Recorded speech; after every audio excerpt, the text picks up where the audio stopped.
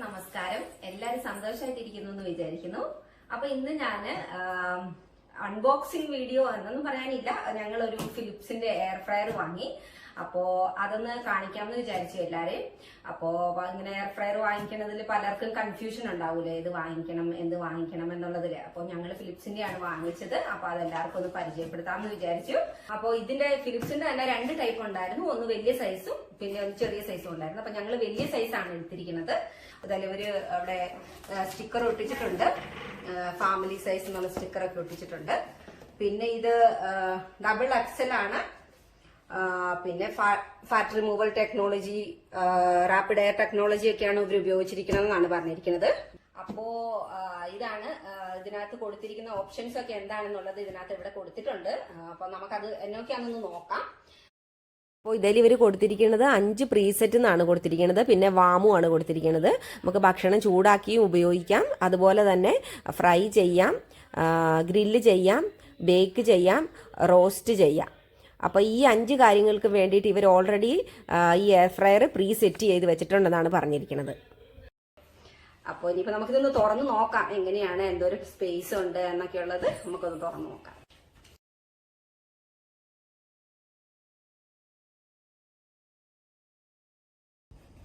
കണ്ടിട്ട് നല്ലതാന്ന് തോന്നുന്നുണ്ട്.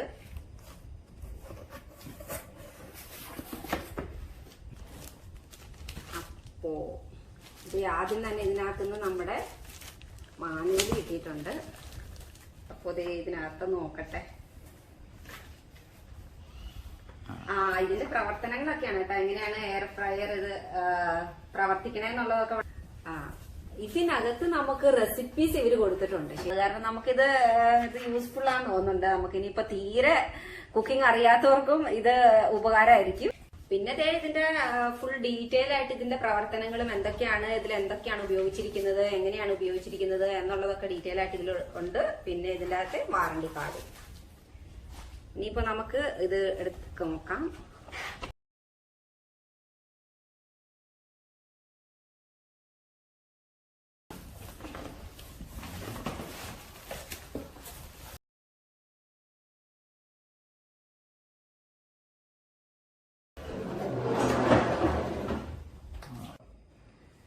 അപ്പോൾ ഇത് അറ്റ്ലാസ്റ്റ് നമ്മളിത് വെളിയിലെടുത്തിരിക്കുകയാണ് ഇങ്ങനെ. ഇനിയിപ്പോ ഇതാണ് ഇതിന്റെ ഡിജിറ്റൽ ഫേസ് ആണ് ഇവിടെ ഉള്ളത് ഇതിന്. അതുപോലെ ഇതിന്റെ ബാക്കിലാണ് മറ്റേ നമ്മുടെ പവർ കേബിൾ ഒക്കെ വെച്ചിരിക്കുന്നത്. അതിനിവിടെ ഒരു സ്പേസ് ഉണ്ട്. നമുക്കിപ്പോ എവിടെയെങ്കിലും നമ്മൾ പോണ സ്ഥലത്തേക്ക് നമുക്ക് ഇത് കൊണ്ടുപോകണം എന്നുണ്ടെങ്കിൽ കേബിൾ വെക്കാനൊക്കെ പ്രത്യേക സ്പേസ് ഉണ്ട്. ഇതാണ് കേബിള്. ഇത് ഇത്രയും ലെങ്തിയാണ് കേബിള്. അപ്പൊ ഇനിയിപ്പോ ഞാൻ ജസ്റ്റ് ഒന്ന് പ്ലഗ് പോയിന്റ് കുത്തിയിട്ടും കൂടെ ഇതൊന്ന് കാണിച്ചു തരാം, എങ്ങനെയാണ് ഇതിന്റെ വർക്ക് ചെയ്യണത്, അല്ലെങ്കിൽ എങ്ങനെയാണ് ഇതിന്റെ സ്വിച്ചസ് ഒക്കെ പ്രവർത്തിക്കുന്നത് എന്നുള്ളതും കൂടെ. ഇതിപ്പോൾ ഞാൻ പ്ലഗ് ചെയ്തിട്ട് കിച്ചണിൽ കൊണ്ട് പ്ലേസ് ചെയ്ത് വെച്ചു. ഇനിയിപ്പോൾ ഇതൊന്ന് പതുക്കി ഒന്ന് പുറത്തേട്ടൊന്ന് വലിച്ചു കഴിഞ്ഞാൽ നമുക്ക് ഇങ്ങ് ഊരിയെടുക്കാൻ പറ്റും. ഇതാണ് ഇതിൻ്റെ മെയിൻ ബൗള്. ഇതിന് അടിക്കൊരു നെറ്റാണുള്ളത്. ആ നെറ്റ് പതുക്കെ നമുക്ക് അടിയിൽ നിന്ന് ഒന്നിങ്ങനെ പുഷ് ചെയ്ത് കഴിഞ്ഞാൽ അതിങ്ങ് ഊരിയെടുത്ത് ക്ലീനൊക്കെ ചെയ്യാൻ പറ്റും. പിന്നെ ആ നെറ്റിന് ഇങ്ങനെ പുറത്തേക്ക് തള്ളി നിൽക്കുന്ന ഒരു ചെറിയ സ്പേസ് ഉണ്ട്. അത് ആ ബൗളിനകത്തൊരു ഹോളുണ്ട്. അതിലേക്ക് അങ്ങ് ചേർത്ത് വെച്ചതിന് ശേഷം നമ്മൾ പതുക്കെ അങ്ങ് പ്രസ് ചെയ്ത് കഴിഞ്ഞാൽ അതവിടെ ലോക്കായിട്ട് ഇരുന്നോളും. ഇനിയിപ്പോൾ നമുക്ക് ഇതിനകത്ത് ഫാനിൻ്റെ ലീഫൊക്കെ പോലെ ഒരു പ്ലേറ്റ് ഉണ്ട്. അപ്പോൾ അതും നമുക്ക് ഊരിയെടുക്കാൻ പറ്റും. ഇതാണ് വേറൊരു വലിയ ബൗളുള്ളത്. ഇതിനകത്താണ് നമ്മൾ ബാക്കി എല്ലാ സാധനങ്ങളും വെക്കണത്. അപ്പോൾ അതും നമുക്ക് ഊരിയെടുത്ത് ക്ലീൻ ചെയ്ത് വെക്കാൻ പറ്റും. പിന്നെ ഇതിൻ്റെ പൊക്കത്തിൽ കോയിലുണ്ട്. ഇതും നമുക്ക് ഓരോ കുക്കിങ്ങിന് ശേഷം എന്തെങ്കിലും സോഫ്റ്റ് തുണിയോ അല്ലെങ്കിൽ സ്പോഞ്ചോ എന്തെങ്കിലുമൊക്കെ ചെറുതായിട്ട് നനച്ചിട്ടൊക്കെ നമുക്ക് ക്ലീൻ ചെയ്തിട്ട് വെക്കാനായിട്ട് പറ്റും. ഇപ്പം ഞാൻ ഇതിനകത്തിട്ട് എല്ലാം തിരിച്ച് അതുപോലെ തന്നെ വെച്ചു. ഇനിയിപ്പോൾ പതുക്കെ ഒന്നങ്ങ് തള്ളി കൊടുത്തു കഴിഞ്ഞാൽ അത് ടിന്നൊരൊച്ച കേൾക്കും. അപ്പോൾ അതവിടെ ലോക്കായി. ഇനിയിപ്പോൾ ഇതിൻ്റെ പ്രവർത്തനം ഒന്ന് പറയാം. ഇതിന് ഓൺ ഓഫ് ഒരു സ്വിച്ച് ഉണ്ട്. അത് ഓൺ ചെയ്ത് കഴിഞ്ഞാൽ തന്നെ ഇവരിവിടെ പ്രീസെറ്റ് ചെയ്ത് വെച്ചിട്ടുണ്ട്. ഇത് കണ്ടോ, ഇത് ഫ്രൈസ് 180 ഡിഗ്രി, പിന്നെ അത് കഴിഞ്ഞ് ചിക്കൻ 180 ഡിഗ്രി, പിന്നെ മീറ്റ് 200 ഡിഗ്രി, ഫിഷ് 200 ഡിഗ്രി, അങ്ങനെ ഓരോന്ന് ബേക്ക് 160 ഡിഗ്രി.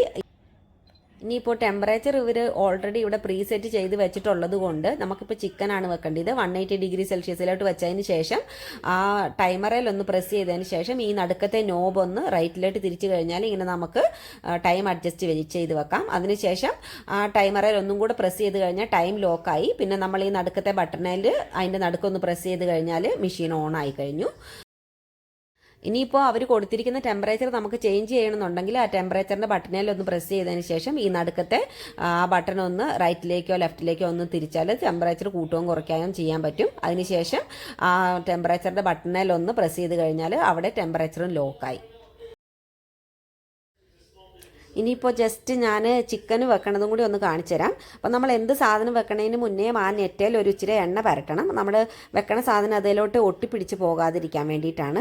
അതിനുശേഷം അതൊന്ന് അങ്ങ് പുഷ് ചെയ്ത് അങ്ങ് അടച്ചാൽ മതി. അപ്പോൾ ഒരു ടിക്കുന്ന ഒരൊച്ച കേൾക്കും. അപ്പോൾ അത് നന്നായിട്ട് അടഞ്ഞിട്ടുണ്ട്. ഇനിയിപ്പോൾ നമ്മൾ ഓൺ ഓഫ് ബട്ടണിൽ ഓൺ ചെയ്തു.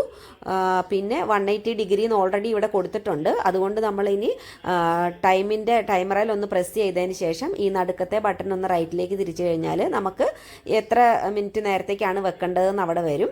അപ്പോൾ ഞാനൊരു 20 മിനിറ്റ് വെച്ചിട്ട് ആ ടൈമറിൽ ഒന്ന് പ്രസ് ചെയ്ത് ഒന്ന് ലോക്ക് ചെയ്തു. ഇനിയിപ്പോൾ ഈ നടുക്കത്തെ ബട്ടണിൽ ഒന്ന് പ്രസ് ചെയ്ത് കഴിഞ്ഞാൽ മെഷീൻ ഓൺ ആയി കഴിഞ്ഞു.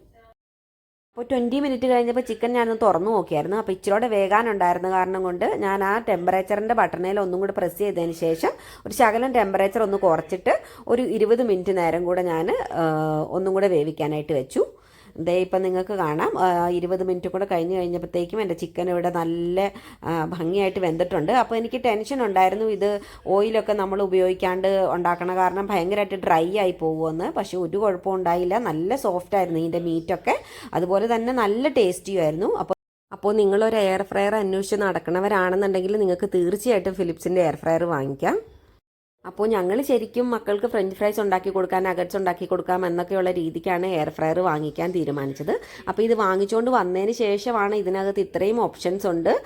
അതുപോലെ ഈ ഓപ്ഷൻസ് ഒക്കെ നമുക്ക് നല്ല ക്വാളിറ്റിയാണ് തരുന്നതെന്ന് മനസ്സിലായത്. പിന്നെ ഇത് ഹാൻഡിൽ ചെയ്യാനും വളരെ ഈസിയാണ്. അതുപോലെ ഓവൻ പോലെ പ്രീഹീറ്റ് വെക്കേണ്ട കാര്യമൊന്നുമില്ല. അതുകൊണ്ട് ഇത് ധൈര്യമായിട്ട് നിങ്ങൾക്ക് നിങ്ങളുടെ ഫ്രണ്ട്സിന് ഷെയർ ചെയ്ത് കൊടുക്കാം. ഞാൻ ഒരുപാട് നാൾ ഏത് എയർ ഫ്രയർ വാങ്ങിക്കുമെന്ന് ഓർത്ത് കൺഫ്യൂഷനായി നടന്നതിന് ശേഷം വാങ്ങിച്ചതാണിത്. അപ്പോൾ ഇതെന്തായാലും എനിക്ക് നല്ല ക്വാളിറ്റി തന്നെ തന്നു. അതുകൊണ്ട് ഞാൻ ധൈര്യമായിട്ട് നിങ്ങൾക്ക് ഷെയർ ചെയ്ത് തന്നത്. അപ്പോൾ എൻ്റെ വീഡിയോ എല്ലാവർക്കും ഇഷ്ടപ്പെട്ടെന്ന് വിചാരിക്കുന്നു. ഇഷ്ടപ്പെട്ടെങ്കിൽ ലൈക്കും ഷെയർ എന്തായാലും ചെയ്ത് കൊടുക്കണേ. എന്നെപ്പോലെ അന്വേഷിച്ച് നടക്കുന്നവർ ഈസി ആയിട്ട് തന്നെ പോയി വാങ്ങിക്കട്ടെ. അപ്പോൾ സബ്സ്ക്രൈബും ചെയ്യണേ. അപ്പോൾ എല്ലാവർക്കും നല്ലൊരു ദിവസം ആശംസിക്കുന്നു. ബായ്.